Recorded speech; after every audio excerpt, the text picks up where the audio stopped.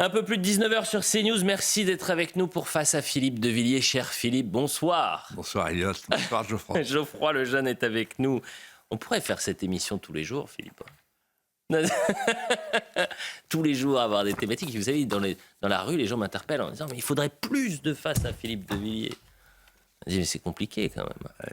Les allers-retours, la Vendée, Paris, la Vendée. Mais je rappelle qu'au début, l'émission devait être mensuelle, elle est devenue hebdomadaire, on sait jamais, ça va peut-être continuer. Hein.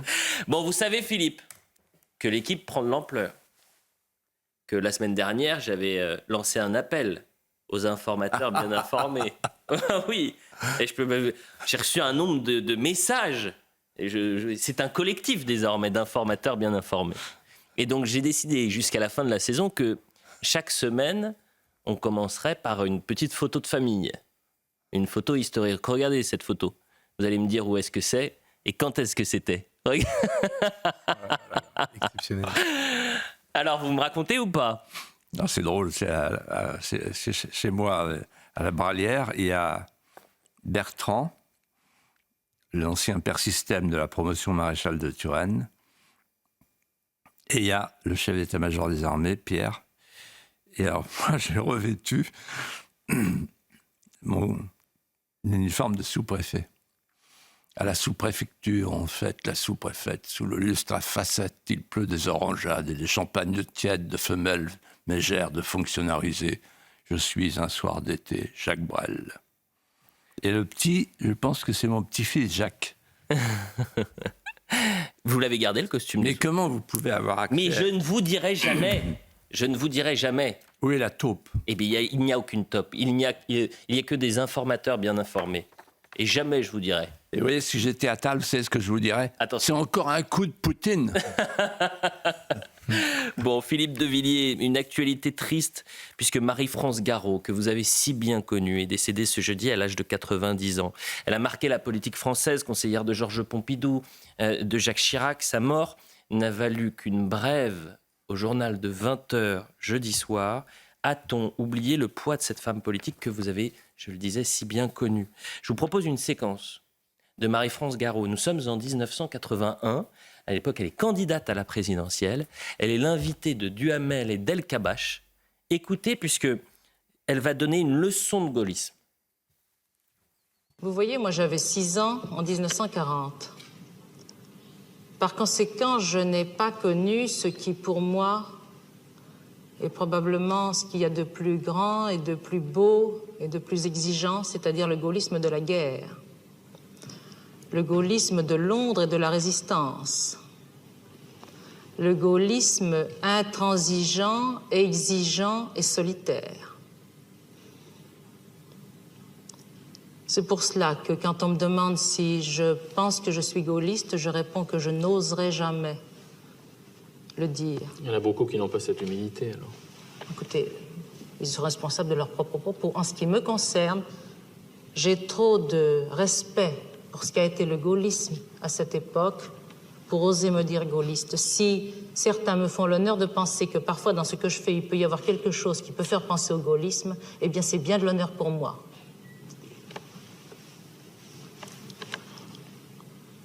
Pour le gaullisme tel qu'il est actuellement, je ne peux m'empêcher, quand on en parle, de penser à ce que disait M. Pompidou quand on lui en parlait.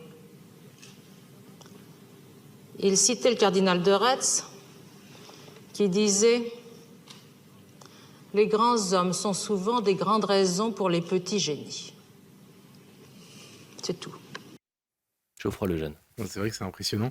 Elliot l'a dit, vous l'avez très bien connue, vous avez fait de la politique avec elle, avec Marie-France Garot. Vous la citez d'ailleurs souvent dans cette émission, ces formules mémorables. Selon vous, que les Français doivent-ils retenir du personnage politique qu'elle a été ? Elle avait l'instinct du bien supérieur de la France. Elle mettait tout en perspective. Oui, je l'ai très bien connue. Nous étions proches. Nous étions voisins. J'allais souvent à Saint-Pompin, où elle avait sa propriété. Elle avait une bergerie. Et on se retrouvait là-bas avec Pierre Juillet. J'ai passé des moments incroyables, des moments de France, de grande France. Et de temps en temps, elle mettait ses bottes et elle disait, tiens, elle m'offrait une paire de bottes. Je l'accompagnais à la bergerie et elle avait un petit panier avec du maïs, j'imagine. Et je jetais ça à ses moutons, qu'elle appelait les moutons de Panurge. Et elle les appelait ses parlementaires. Allez, les parlementaires, venez, les parlementaires.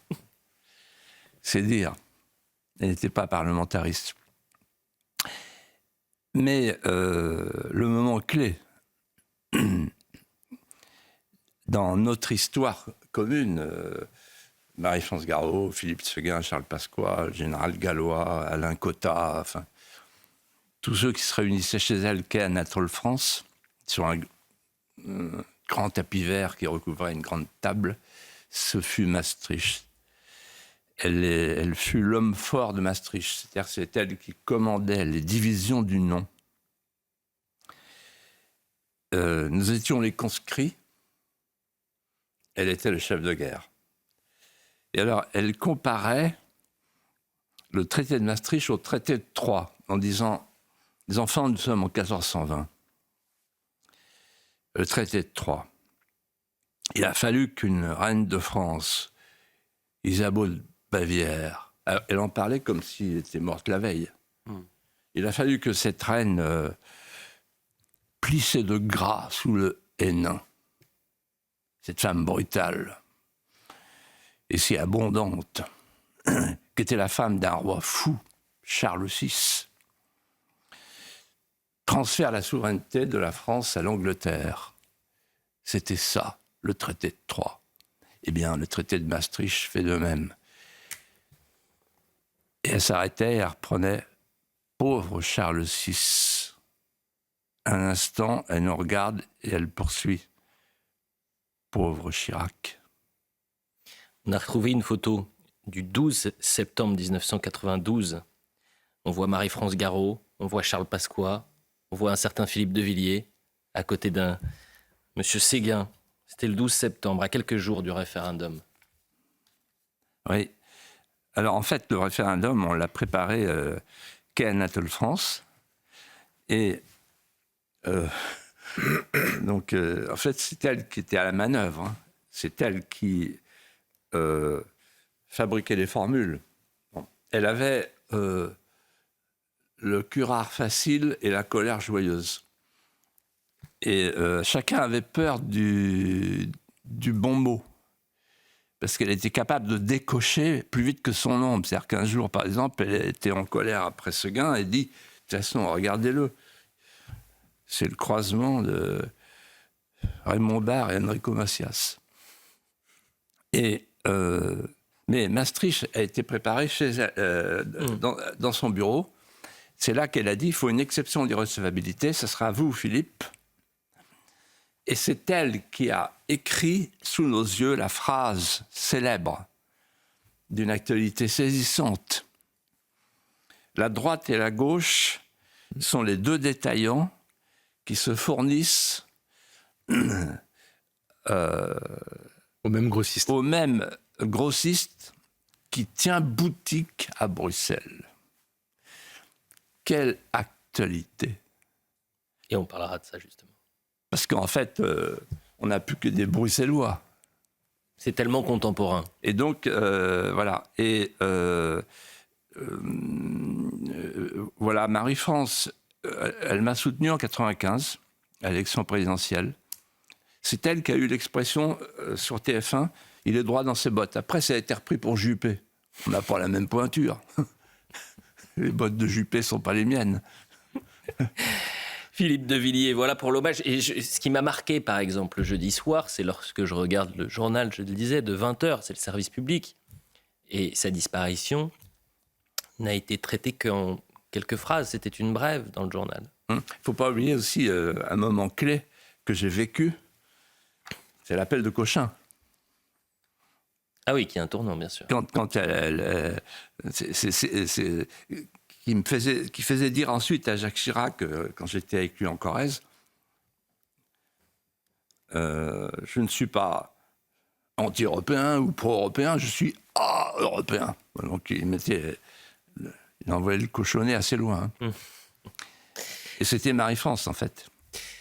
Philippe de Villiers, dans l'actualité cette semaine également, le Fonds monétaire international anticipe un déficit public nettement supérieur aux prévisions gouvernementales françaises en 2027 et appelle la France à mettre en place des mesures dès cette année pour ramener la dette sur une trajectoire décente. Cette alerte rejoint l'analyse de Jérôme Fourquet au Figaro cette semaine.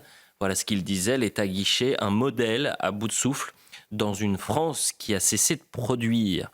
Pessimiste, Jérôme Fourquet, est-ce que son pessimisme vous semble fondé? Comment éviter cette grande dégringolade? Non, Jérôme Fourquet est un esprit subtil et pénétrant. Et cette double page est magnifique. Tout est dit. Mais je vais aller un petit peu plus loin que ces 2 pages. En soulevant le journal. Qu'est-ce qu'il y a dessous? Quel est le corpus idéologique qui explique cette faillite de notre pays? Alors, en fait, ce qu'il dit, c'est que depuis 40 ans, les majorités politiques qui se sont succédées ont appliqué et vanté un modèle économique qui était établi sur 2 postulats. 1, l'extension de la sphère publique et donc de la dépense publique. 2, le choix de la consommation comme moteur économique au détriment de la production. Conséquence de ce choix des 2 postulats, le déficit budgétaire depuis 40 ans et l'endettement. Première conséquence. Et deuxième conséquence, notre appareil de production s'étiole, finit par disparaître, puisque nous décidons d'importer plutôt que de produire. C'est la fin de la production. La France, qui était un pays de producteurs, devient un marché de consommateurs. Ce que je voudrais maintenant ajouter au papier remarquable de Jérôme Fourquet, c'est la chose suivante. C'est que moi, j'ai vécu la bascule. La grande bascule politique et métapolitique. C'est le 14 avril 1994. C'est là que tout se joue. Ce jour-là, c'est la signature du traité de Marrakech. Le traité de Marrakech met fin au GATT et crée l'Organisation mondiale du commerce, que j'ai appelée par dérision l'Organisation commerciale du monde. L'OMC a vocation à abattre toutes les frontières et toutes les douanes. C'est l'idée que le système global sera désormais supérieur à tous les marchés locaux. 2 conséquences de l'institution du commerce mondial généralisé, avec les chaînes de valeur globale. Première conséquence, la nation est déclarée espace économique non pertinent. Et deuxième conséquence, le protectionnisme devient un péché. Le cercle de la raison traque les protectionnistes. Et donc, le vocabulaire change. Ça m'avait beaucoup frappé. En 1992, 93, 94, du temps de Schengen, Maastricht et l'OMC, tout à coup disparaît le mot préférence européenne. Alors c'est drôle parce que hier, dans le débat entre Bardella et Attal a fait allusion à la préférence européenne comme si c'était une pépite sortie de son cerveau. Mais la préférence européenne, elle est née avec le traité de Rome le 25 mars 1957. Sinon, De Gaulle n'aurait pas accepté en 1958 de poursuivre l'œuvre. Et deuxièmement, le mot qui a disparu, c'est le mot marché commun. Alors c'est très important en ce moment où on parle des élections européennes. Marché commun, ça voulait dire c'était une communauté de producteurs et de consommateurs qui donne la préférence aux produits qui sont produits chez nous. Si vous voulez, Elliot, manger du miel, il faut d'abord manger le miel produit en Europe. Et si vous voulez, je crois, pour fuir l'Arcom en hélicoptère, eh ben, il faut acheter un hélicoptère en Europe. Vous voyez ? Donc les producteurs, les consommateurs sont ensemble. Ça s'appelle un marché commun. Tout ça s'effondre. Conséquence, on fait le choix de l'importation. C'est-à-dire qu'en fait, on va produire là où c'est le moins cher et on vient vendre là où il y a encore du pouvoir d'achat. Mais ça ne dure qu'un temps, parce que les consommateurs s'appauvrissent. Donc l'importation, le choix de l'importation. L'importation, c'est un binôme. Importation, grande distribution. Et oui, la grande distribution émerge. C'est les nouveaux riches. C'est les grands bénéficiaires. Toute la classe politique, droite et gauche confondue, a joué la carte de la grande distribution qui était hantée sur l'importation. Troisième conséquence qui a été très bien vue par Pierre Vermeuren, qui est un juste complément à ce qu'a dit Jérôme Fourquet. Troisième conséquence, on manque de consommateurs. Donc, on va chercher des immigrés. On va chercher des consommateurs. Et dernière conséquence, comme on ne peut pas payer, que les consommateurs eux-mêmes sont souvent chômeurs et que les immigrés n'ont pas les moyens, alors on fait donner le guichet. Et en réalité, c'est l'endettement permanent. L'endettement et le déficit. Quel est le corpus qui est derrière tout ça ? Et j'en termine. Le corpus qui est derrière tout ça, c'est l'idée qu'il faut abandonner la fameuse théorie de Jean Fourastier, qui était mon professeur d'économie à Sciences Po, un homme éminent, et qui disait une économie prospère s'établit toujours sur 3 secteurs. Le secteur primaire, agriculture-pêche, le secteur secondaire, l'industrie, le secteur tertiaire, les services.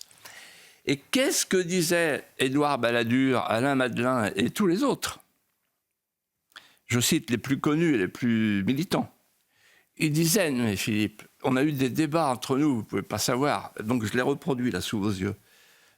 Vous allez voir, beaucoup d'hommes politiques qui nous regardent vont se dire « Ah ben c'était exactement ça, on a tous cru à ça ». Bon. Mais à culpa. Ils disaient « Mais Philippe, tu es retardataire. On va t'expliquer pourquoi. La mondialisation heureuse, c'est quoi ? C'est qu'en fait, il faut accepter d'abandonner notre secteur primaire, notre secteur secondaire, la pêche, l'agriculture, l'industrie.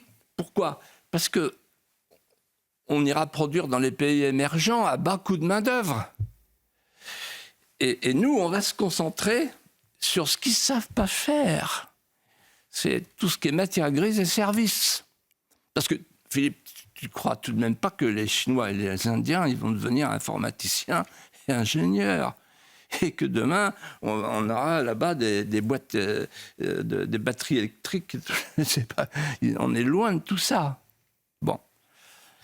Et puis, qu'est-ce qui s'est passé ? Les mâchoires se referment. Les 2 mâchoires se referment. Premièrement, qu'est-ce qu'on entend avec M. Attal hier ? Le protectionnisme chinois, le protectionnisme américain avec l'IRA, l'inflation, etc. Alors, pour être du protectionnisme, c'est du protectionnisme qu'on n'a jamais vu. Protectionnisme à l'aller et au retour, pour se protéger et pour vendre. On encourage le dumping, ça c'est les Chinois, et on empêche de rentrer en Amérique. Et puis, deuxième mâchoire, on produit les batteries électriques, on produit les panneaux photovoltaïques, on produit les voitures électriques, etc., profitant du pacte vert, qui est en fait un système d'importation de ce qu'on ne produit pas chez nous. Voilà, les 2 mâchoires. Et donc, en fait, on est dans une économie mondialisée, mais qui est protectionniste. Les derniers qui ne sont pas protectionnistes, c'est l'Europe, les Européens et la France. Et les derniers qui courent maintenant après la matière grise et les secteurs de haute technologie, c'est l'Europe et c'est la France. Bien joué les mecs. Vous avez fait allusion, Philippe de Villiers, au débat jeudi soir tant attendu entre deux figures montantes de la politique française, à savoir Jordan Bardella et Gabriel Attal. Un débat suivi par 3 600 000 téléspectateurs. Rude mais correct. Alors on n'a pas besoin de passer de séquence. Il nous reste 2 minutes avant la publicité. Vous en avez pensé quoi de ce débat, rapidement ? En 2 minutes, c'est difficile, mais en gros, il y a 2 enjeux. Premier enjeu, depuis hier, le débat, on sait que l'élection européenne est une motion de censure, puisque la présence du Premier ministre envoyé par le président, ça veut dire qu'en fait, on nationalise le débat, et que le résultat du 9 juin est indexé sur cette idée-là. Donc, s'il y a défaite, et si elle est lourde, c'est la défaite d'Emmanuel Macron et de Gabriel Attal, le débatteur. Donc ça, c'est la première chose. La politique, c'est la bêtise minérale de la boule de billard. Hein. Bon.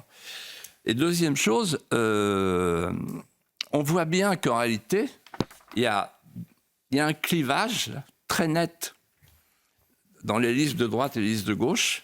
Il y a la souveraineté nationale et la souveraineté européenne, avec toutes les nuances des deux côtés. Mais si vous prenez Jordan Bardella, Marion Maréchal ou François-Xavier Bellamy, en gros, il y a 2 choses qui leur tiennent à cœur. C'est la question des frontières, parce qu'un État sans frontières n'existe plus. Ça, tout le monde l'a compris. Et deuxièmement, la supériorité du droit national sur le droit européen. Voilà.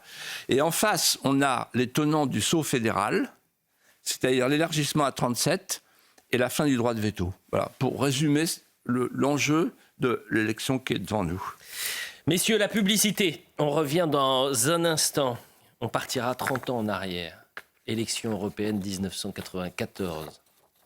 Vous êtes la surprise de cette élection. Vous êtes le 3e homme, Philippe de Villiers. Et au lendemain de l'élection... Il y a un côté qui me dérange dans cette émission. C'est quoi ? C'est que vous êtes 2 espiègles maintenant. Mais non Attendez, mais ce qui est intéressant, vous allez voir.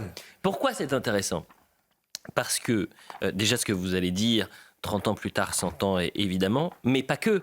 C'est qu'à l'époque, au lendemain de l'élection, vous êtes invité au JT de 20h de TF1, Patrick Poivre d'Arvor, pardonnez-moi, 10 millions de téléspectateurs à l'époque. Là, pour suivre le débat, il y en avait 3 fois moins hier. C'est intéressant de voir ça. La publicité, on revient dans un instant. À tout de suite. 19h30 sur CNews, la suite de Face à Philippe de Villiers. Cher Philippe, repartons 30 ans en arrière. Au lendemain des élections européennes, je le disais avant la publicité, nous sommes donc en 94. Vous êtes la surprise de ce scrutin, le 3e homme avec plus de 12% des suffrages. Et au lendemain des élections, vous êtes l'invité du JT de 20h de TF1. C'est Patrick Poivre d'Arvor qui vous interroge. Plus de 10 millions de Français suivent ce rendez-vous quotidien chaque soir. Et à l'époque, voilà ce que vous dites.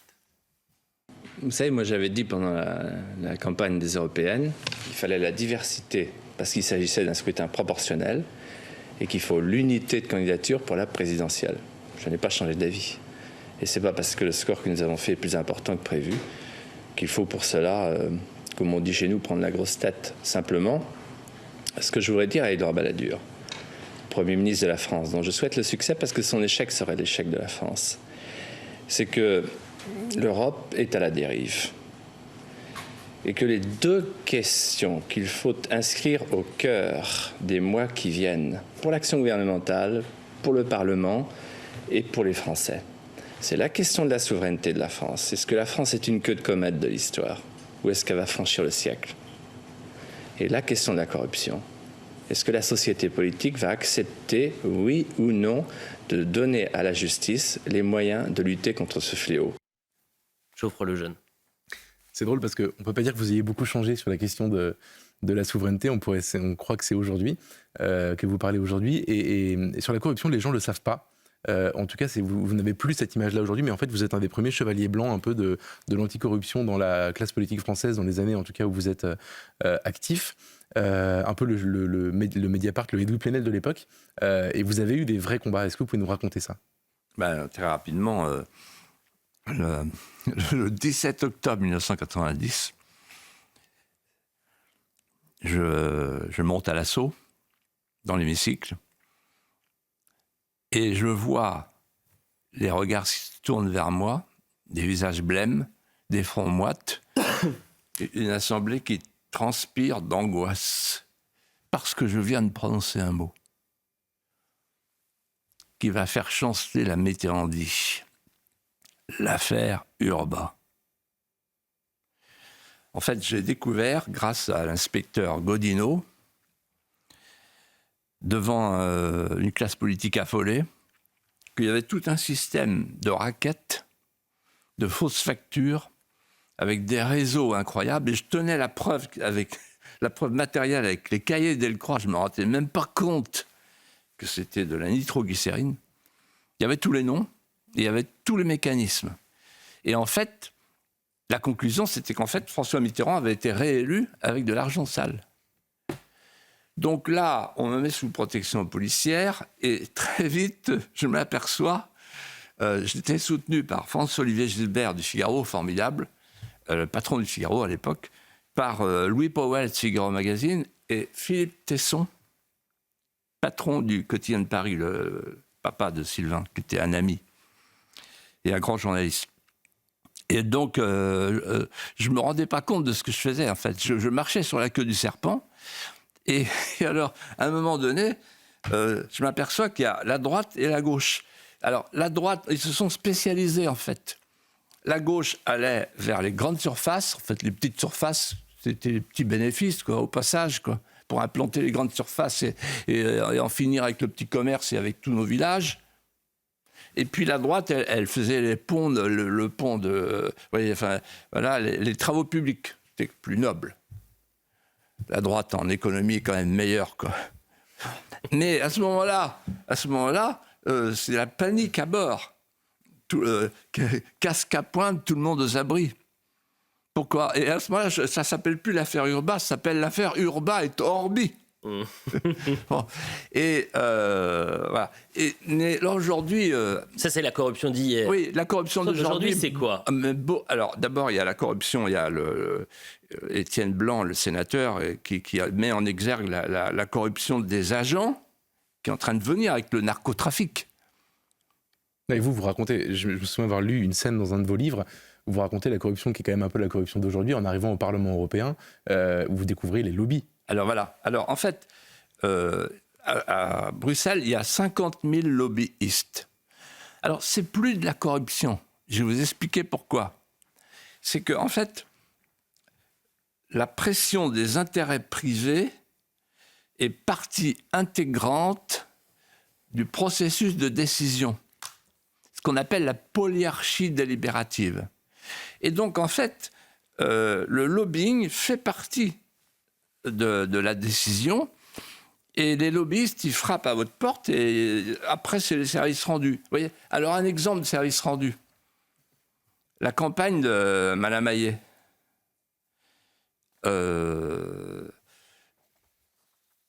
Elle fait partie de Renew, c'est ça ? Le groupe Renew. Voilà. Et le groupe Renew, lui, est allié avec un parti qui s'appelle ALDE. Et ce parti ALDE, j'aurais pu vous apporter les documents, mais s'il y a des gens qui les réclament, je les donnerai.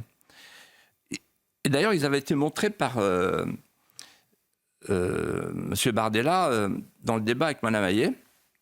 Donc, Renew a reçu donc, des subventions, des concours de Microsoft, Uber, Amazon, Facebook, Meta, voilà, etc.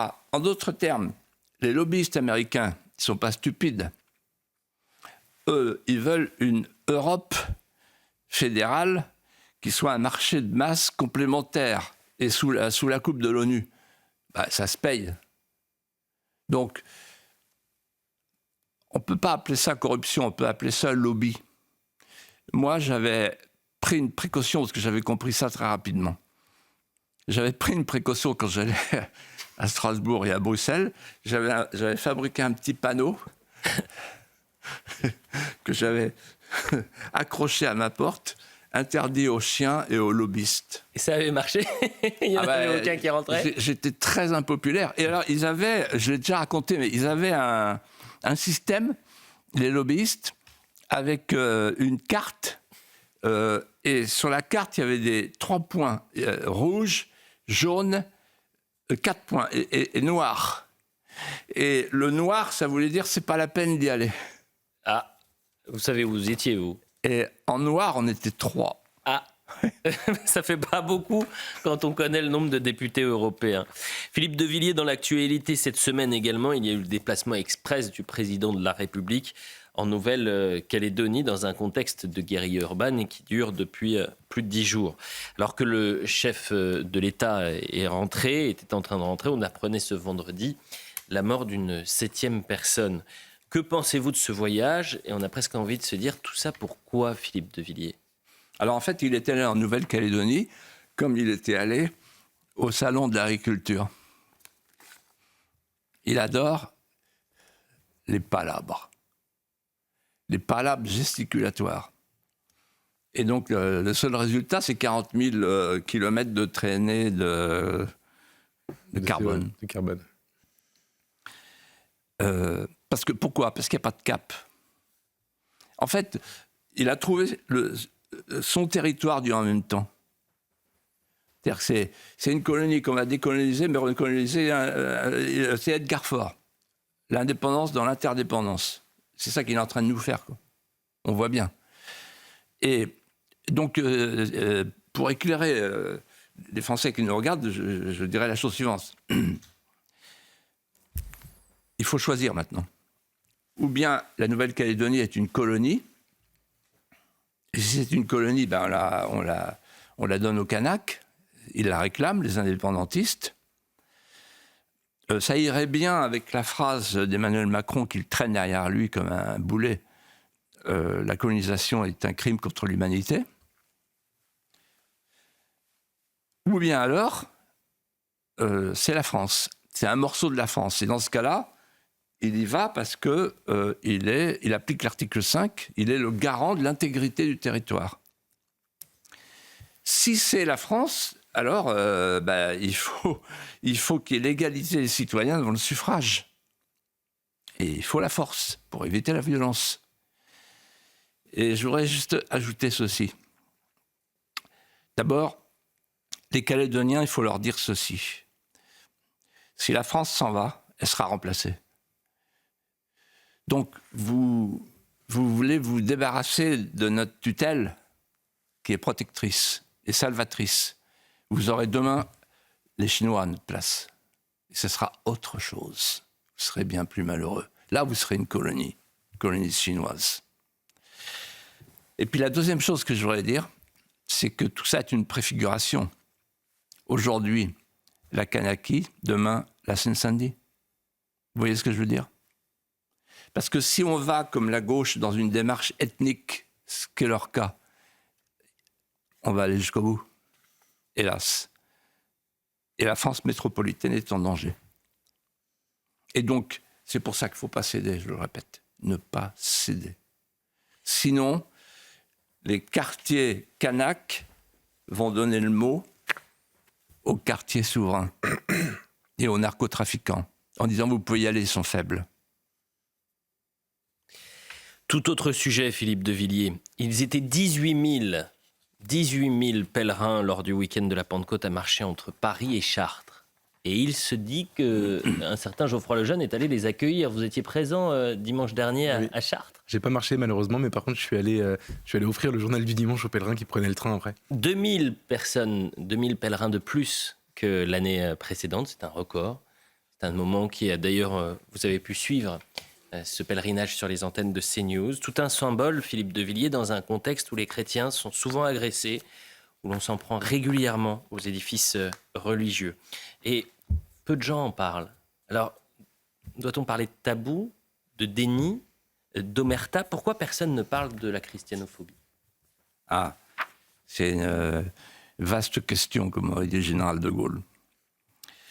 Alors d'abord, je voudrais féliciter les pèlerins qui sont dans ce studio. Même s'ils n'ont pas marché, ils ont quand même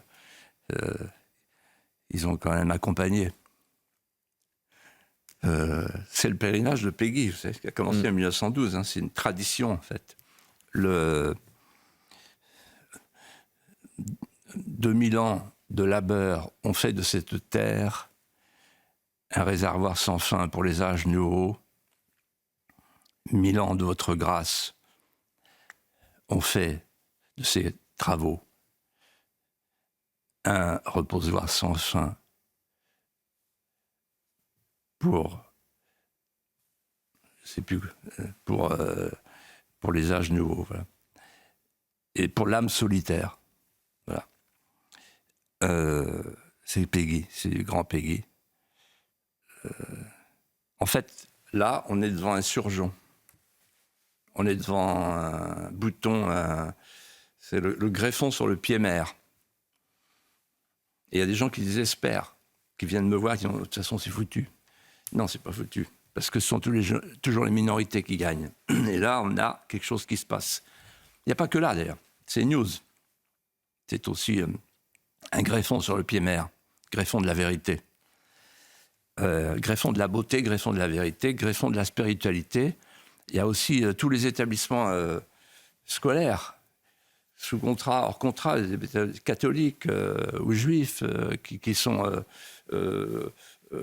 hors normes, indépendants. Vous voyez, le Puy du Fou. C'est très, par exemple, Saint-Dominique, c'est très... OPEC, qui est un établissement absolument remarquable.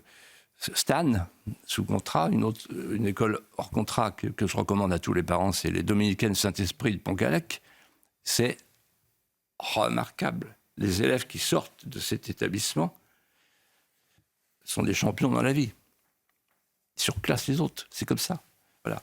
Et donc en réalité, il y a, qui est en train de s'organiser toute une mouvance avec de nouvelles élites et des jeunes qui disent « nous, ça ne marche plus ». Voilà. On ne se laissera plus faire. Voilà. Et alors la christianophobie, pour répondre à votre question, c'est incroyable parce que il y a une journée de l'islamophobie, le 15 mars. L'ONU, la Commission de Bruxelles, le Conseil de l'Europe. Ah, attention, l'islamophobie, par exemple,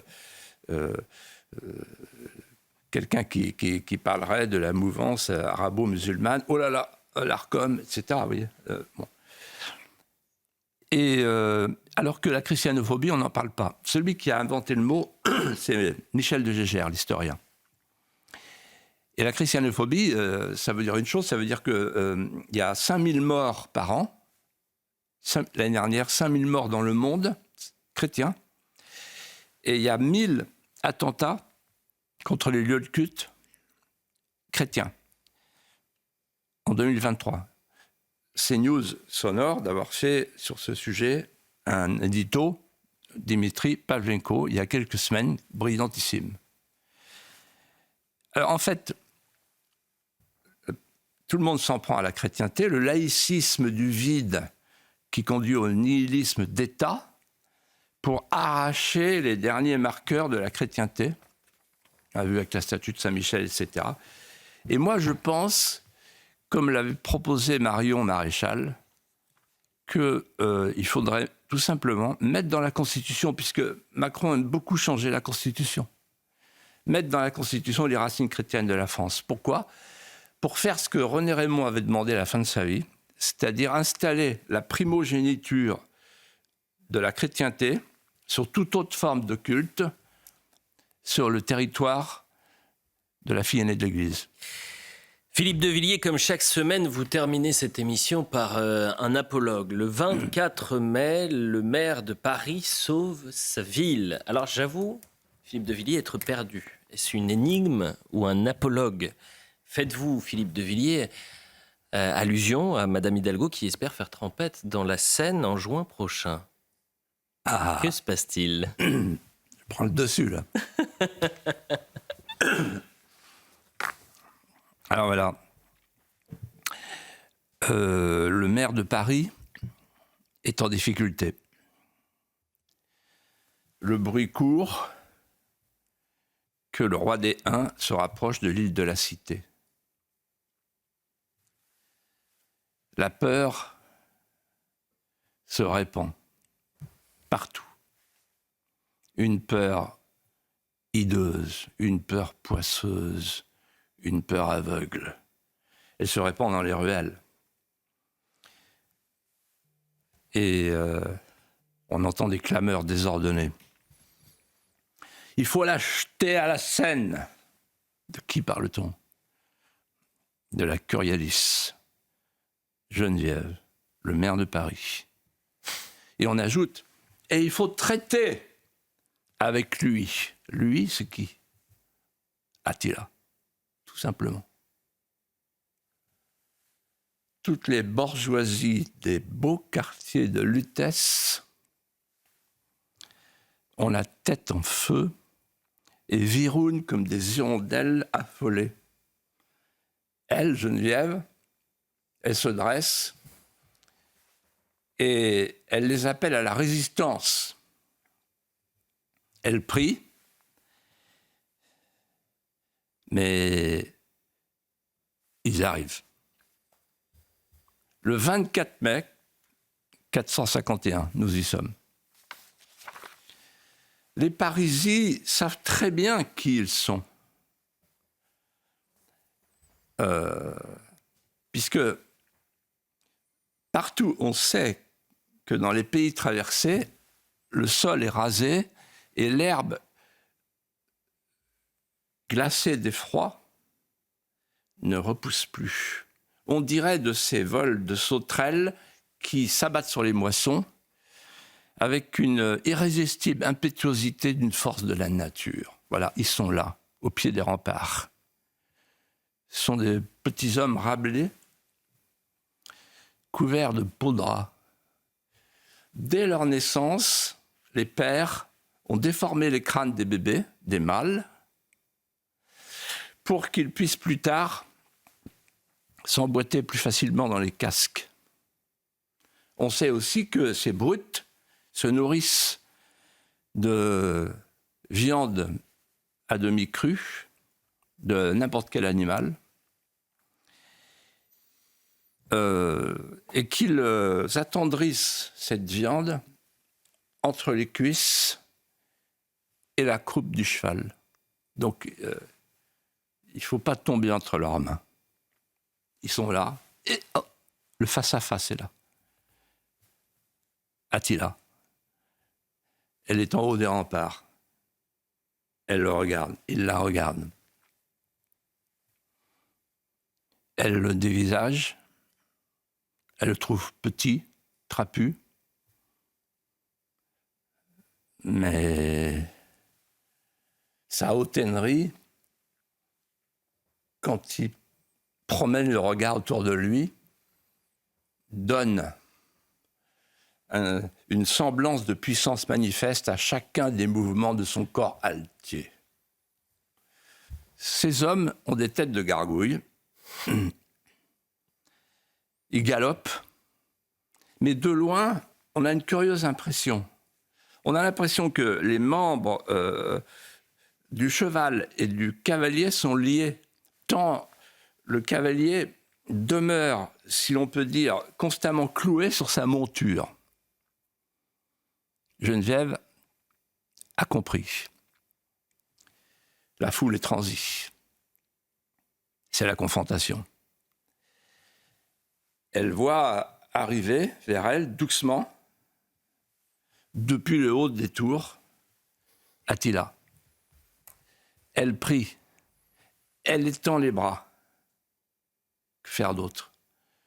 En signe d'appel, en appel au secours de la Providence. Il s'arrête. Il retient sa monture.